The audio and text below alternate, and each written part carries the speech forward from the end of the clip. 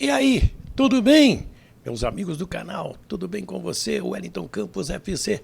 Olha a fera aqui comigo, nosso querido Gabriel Andresso, para trazer muitas notícias do Vasco da Gama. Uma sexta-feira de muitas informações, de uma expectativa de um jogo de amanhã com o São Paulo, chegando um novo técnico que não é novo, tá saindo um técnico que ficou um mês, passeou no Rio de Janeiro, vai levar um din-din legal? Ah, vai, 6 milhões de reais da rescisão, né, o Álvaro Pacheco, mas agora o problema maior nem é esse. O problema é, sai o Pacheco e entra quem? A gente vai explicar isso no vídeo. Esse que é o detalhe.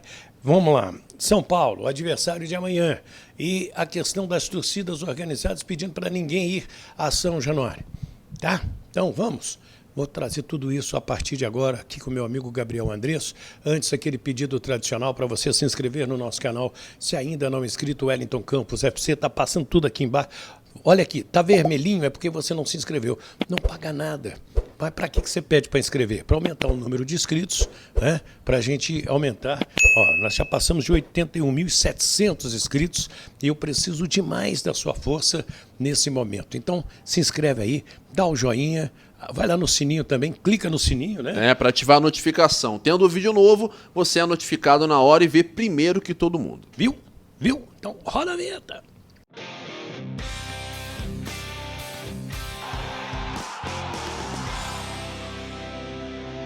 Muito bem, minha gente, estou aqui com o Gabriel Andresso, né? Ele faz o dia a dia do Vasco da Gama, muito bem informado, o cara estuda o dia a dia do Vasco, conhece bem do passado do Clube de Regatas Vasco da Gama, e a gente está bastante preocupado com esse momento. O que eu tenho visto aqui, e inclusive dos torcedores do Vasco da Gama, é que estão dando um voto de confiança ao Pedrinho para resgatar o Vasco. Tentou a SAF, não deu certo, a informação que saiu, o timaço que a 77 tinha montado, e o Pedrinho vai botar os caras dele e que o din-din está faltando. E aí? Pois é, uma semana muito turbulenta, eu diria que até mais turbulenta do que a semana do 6-1, porque o 6-1 não teve muitos fatos novos depois disso, né? A não ser a nomeação do Felipe por parte do Pedrinho como diretor técnico da SAF, mas a goleada rendeu por muitos dias e por muito tempo. Até porque o Vasco ficou sem treinar mais uns 2 ou 3 dias. Mas essa semana, com essa derrota para o Juventude, com a demissão do Álvaro Pacheco, com a saída, que na verdade já tinha acontecido do Lúcio Barbosa, mas a saída também do Pedro Martins, que foi voto vencido na demissão do Álvaro. Ele não queria a saída do Pacheco, mas não concordou com a demissão e pediu ele mesmo para sair. Então tudo isso acabou deixando o ambiente ainda mais turbulento, além de ser uma nova derrota do time no campeonato. E nessa sexta-feira houve protestos de torcedores, enfim. Então realmente um clima muito pesado e muito turbulento que o Vasco leva para o jogo deste sábado contra o São Paulo, que é importantíssimo. Isso porque a gente lembra, o Vasco só não está na zona de rebaixamento porque o Corinthians não empatou com o Internacional. O Corinthians perdeu para o Inter na última quarta-feira, lá, se eu não me engano, no Paraná. Não, o jogo foi no Orlando Sky. Em Santa Catarina, perdão. Lá no campo do Figueirense, em Florianópolis. Então, diante disso, é apenas por isso que o Vasco não está no Z4, porque não ganha há 4 rodadas e vive um momento realmente muito ruim, com certeza o pior do time do ano. É verdade. Deixa eu abraçar o doutor Diego Gaviorno, né? Doutor, um abraço para o senhor, obrigado pelo seu carinho, pela sua ajuda. Pessoa sensacional, um grande vascaíno, um incentivador do nosso trabalho. Hoje tem aqueles abraços também. As torcidas organizadas, elas se reuniram com o Pedrinho e o Pedrinho prometeu estar junto com eles para transformar esse Vasco da Gama. Então a gente tem as torcidas organizadas, a gente tem o torcedor comum, você tem o torcedor anônimo que dá um voto de confiança ao Pedrinho.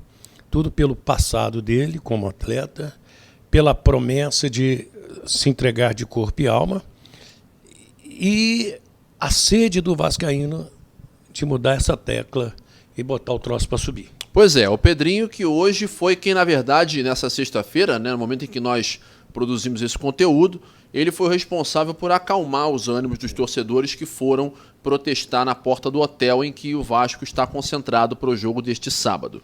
Esse foi o segundo protesto em menos de 24 horas. A gente lembra que na noite de quinta-feira, muitos torcedores também foram à porta de um condomínio na Barra, onde mora o Rossi, onde moram alguns outros jogadores, para protestar na chegada deles em casa. Não foram violentos, não quebraram o carro de ninguém, não riscaram o vidro de ninguém, mas usaram palavras muito duras e muito fortes, a exemplo do que já tinha acontecido na semana passada na porta do CT, em que o Pedrinho também mediou uma conversa com essa galera. E nessa sexta-feira isso aconteceu mais uma vez, nós pudemos observar, o Pedrinho desceu lá para a porta do hotel, os jogadores já estavam concentrados, e entre algumas das coisas que ele disse foi o seguinte: vocês querem que eu venha aqui para dizer as mesmas coisas que os outros disseram, contar as mesmas mentiras que os outros contaram e não mudar nada? Não foi bem isso que ele disse, mas enfim, ele usou palavras menos rebuscadas para falar o que eu disse agora. Mas ele disse que ele não consegue basicamente mudar 20 anos em um mês, porque querendo ou não, o futebol está na mão dele há um mês, ele é presidente do Vasco há coisa de 5 meses. E o futebol não dá sol. E o futebol, exatamente. Então ele realmente ainda tem muita coisa para fazer, mas garantiu que pensa nos torcedores e que está com os torcedores e que vai fazer por eles o melhor para que o clube volte ou para que o clube saia dessa situação. Agora é lógico que é difícil, o Pedrinho por um lado tem um respaldo e um respeito muito grande da torcida pelos serviços prestados como jogador do Vasco da Gama, mas é claro que ele está, de qualquer maneira, se não está tão pressionado no sentido de, olha, queremos a sua cabeça numa bandeja de prata, por outro, ele está pressionado pela obrigação de tirar o Vasco dessa situação, até porque a paciência com ele tem mais limites, tem menos limites, né, do que com o restante dos jogadores, mas uma hora ela pode acabar também se os resultados não vierem. Vamos falar da situação do treinador, porque o Álvaro Pacheco, ele chegou no dia 19 de maio, ficou o quê? Um mês, vai embora, tem uma multa de 6 milhões de reais. Né?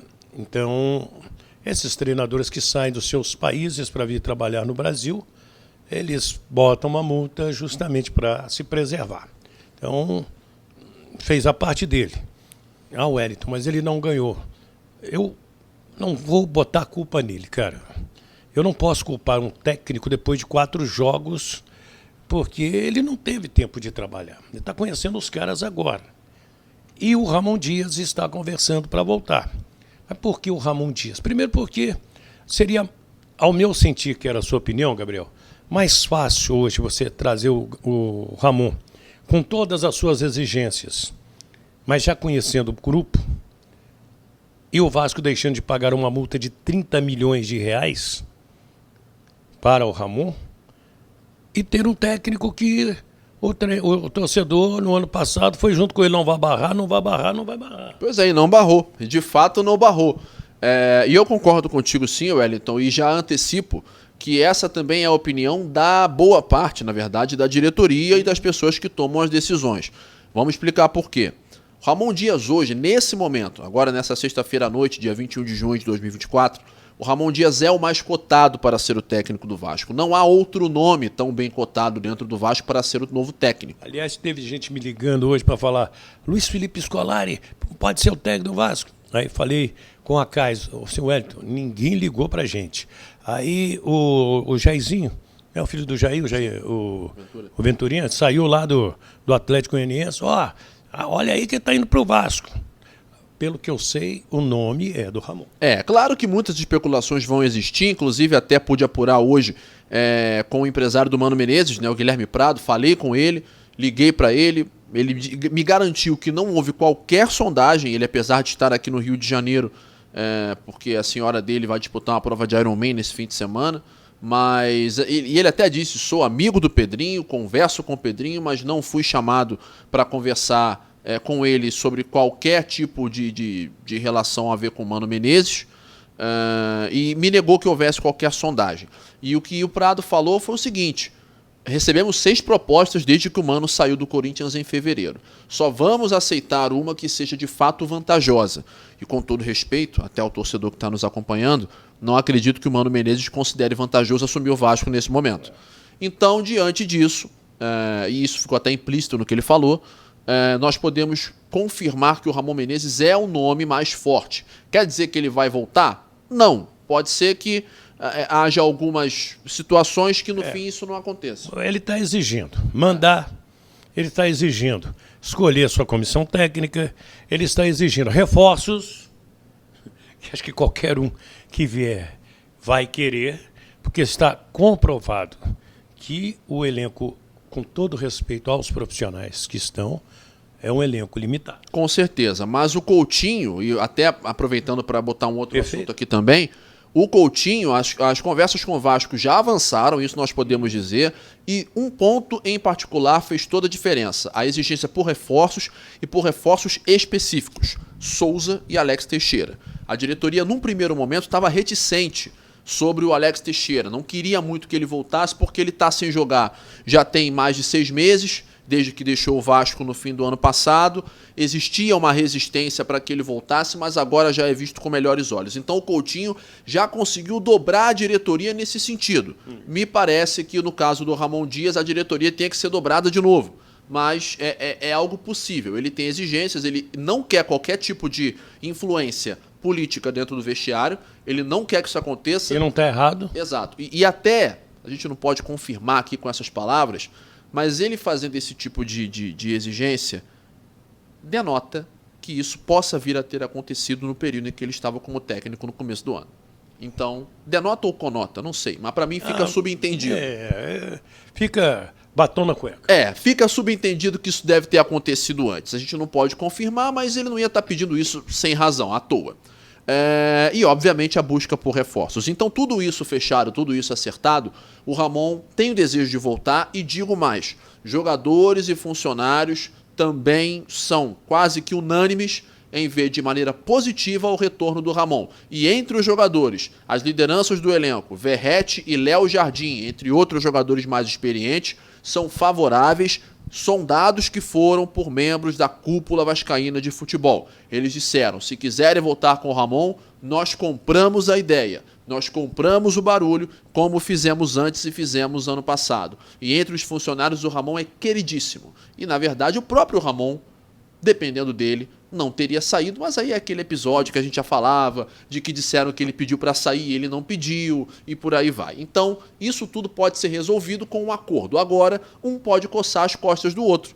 O Vasco pode coçar as costas do Ramon no sentido de evitar uma briga judicial, que é a questão da rescisão, que o Vasco não queria aceitar, e o Ramon pode coçar as costas do Vasco, voltando a ser o técnico numa altura que o time mais precisa. Perfeito. Se foi perfeito, foi brilhante. É só você lembrar das palavras do Ramon e do Emiliano na despedida, que pediram apoio e respeito àquele grupo de jogadores e agora estão retribuindo. E só, se você me permite, mais uma coisa que eles disseram também, eles profetizaram. Você lembra do que ele falou? Nós vamos nos reencontrar mais breve do que distante.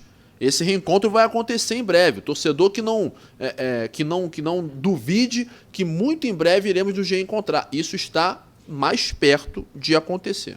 É isso aí.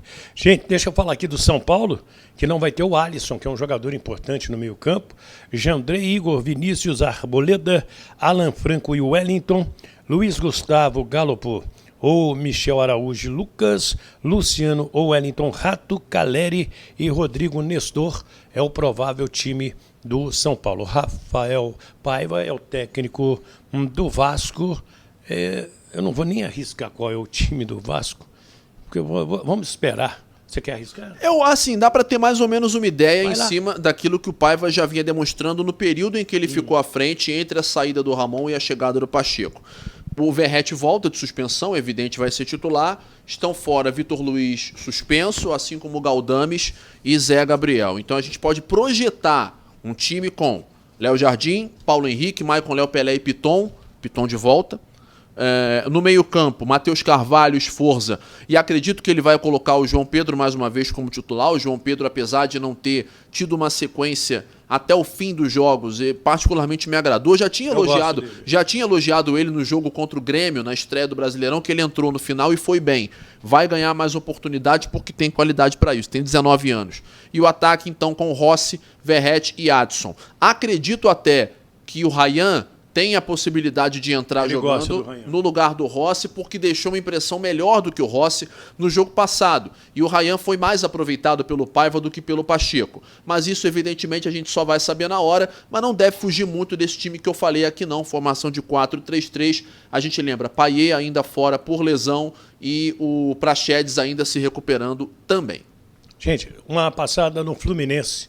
O Fernando Diniz, que se tornou o técnico mais longevo, 783 dias, está pressionado para ser demitido. Só que tem uma multa, o Vene Casagrande botou nas suas redes sociais, de 14 milhões de reais. Então, se o Fluminense quiser mandar o Fernando Diniz embora, tem que pagar a ele essa multa.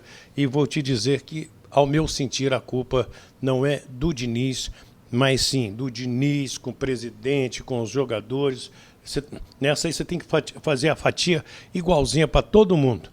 Pegar um só é complicado nesse momento. Deixa eu abraçar o Mauro Gonçalves em Vila Velha, no Espírito Santo, o Carlos Roberto na Ilha do Governador, o Marcelino Venturim, o Cleiton Gontijo, o Antônio Pinheiro, o Marconi Marinho, Pedro Henrique, a Maria Helena Dias, o Cláudio Ney Reitz, que escreveu assim, Wellington, nós não temos paz no Vasco da Gama. A Conceição Silva em Ubá, Minas Gerais, o Marcelo Fernandes, o Sidney Lima, Jailton Nascimento, Antônio Pinheiro, o Francisco Kelby, o Fabiano, o Di e o Wilson Pereira são alguns que deixaram comentários aí. Comente também, mas deixa o nome da sua cidade para o próximo vídeo a gente mandar aquele abraço para você também. Meu ídolo, obrigado. Obrigado, Wellington. A você e aos amigos aqui do canal. E vamos torcer para que as coisas melhorem um pouquinho no Vasco. Tomara. Nesse sábado estaremos juntos pela Super Rádio Tupi. 9h30 da noite, hein? Isso aí, horáriozinho, bem que é trefe, hein? Mas tudo bem. Para um sábado à noite nós estaremos juntos em São Januário. Eu e o Wellington nas reportagens, Garotinho, José Carlos Araújo narrando, Del Aranha comentando. Tudo aqui na Tupi e contamos, é claro, com a sua audiência. E quem sabe o Vasco não começa a sair dessa draga neste sábado. Se inscreva no nosso canal Wellington Campos FC. Não paga nada. Dá o joinha, é importantíssimo você dar o joinha para que o YouTube entenda que o nosso trabalho é legal, é bacana e também manda esse vídeo para outras pessoas, sempre pedindo para se inscrever no canal Wellington Campos FC. Um ótimo final de semana para todos, fiquem com Deus, do Rio de Janeiro, Gabriel Andresso, meu parceiraço, e Wellington Campos.